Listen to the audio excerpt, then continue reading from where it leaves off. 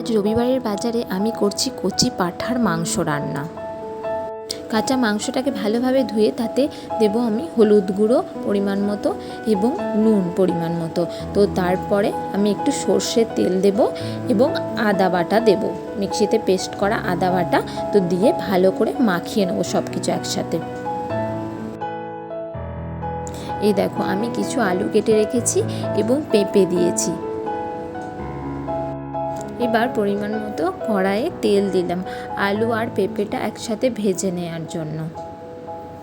তেলের মধ্যে এবার আলুগুলো সব আর পেঁপেটা দিয়ে ভালো করে আলু আর পেঁপে একসাথে ভেজে নেব। এবার এই আলুগুলো ভাজার সময় তাতে পরিমাণ মতো হলুদ এবং নুন দিয়ে দেবো। নুন আর হলুদ আলু আর পেঁপের মধ্যে এই জন্যই দিলাম, কারণ কি নুন আর হলুদগুলো আলুর মধ্যে ভালো করে ঢুকে যাবে আর টেস্টটা বাড়াবে। আর এটা ভালো করে লাল লাল করে ভেজে নিতে হবে। তো দেখো, এবার আলুগুলো আমার লাল লাল করে ভেজে নেওয়া হয়ে গেছে।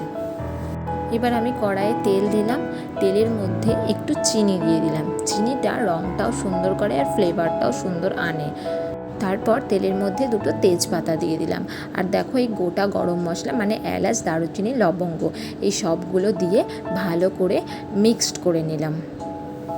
এবার লম্বা করে কেটে রাখা পেঁয়াজ তেলের মধ্যে দিয়ে দিলাম। পেঁয়াজের সঙ্গে রসুন থেতো করে দিয়ে দিলাম। সেটা আর পেঁয়াজগুলো একসাথে ভালো করে ভেজে নেব আমি।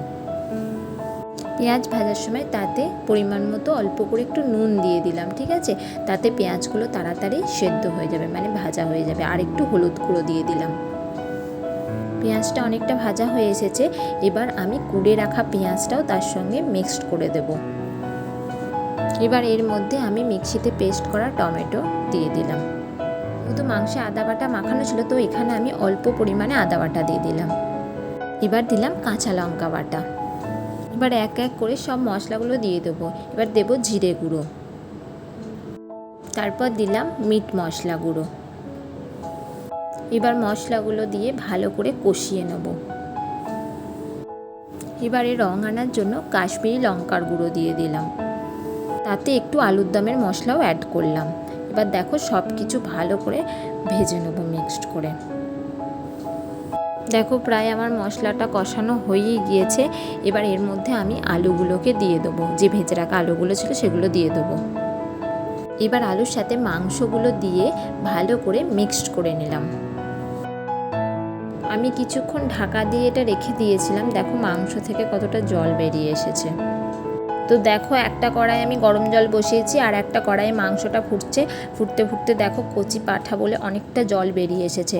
তো মাংসের মধ্যে তুমি যদি জলটা গরম করে দাও, তবে কিন্তু মাংসের স্বাদটা আরও বেশি হয়। তো মাংসের মধ্যে আমি জল গরমটা দিয়ে দিলাম। এবার মাংসটা সেদ্ধ হয়ে এলে তোমরা তার মধ্যে একটুখানি ঘি আর গরম মশলা দিয়ে দেবে। এই দেখো, রেডি আমার মাংস। কেমন হয়েছে জানিও। টাটা।